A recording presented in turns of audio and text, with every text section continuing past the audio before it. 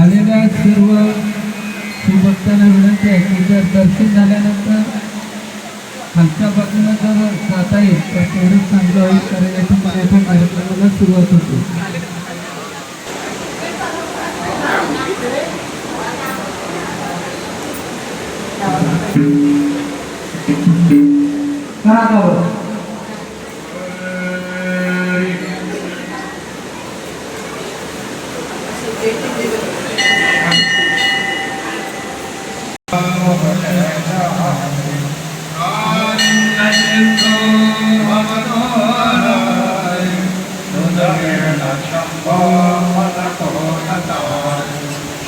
नागेन्द्रहाराय त्रिलोचनाय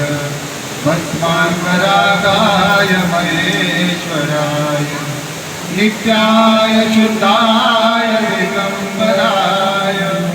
तस्मै नकाराय नमः शिवाय कुण्डलीकवरदाय हरे हरे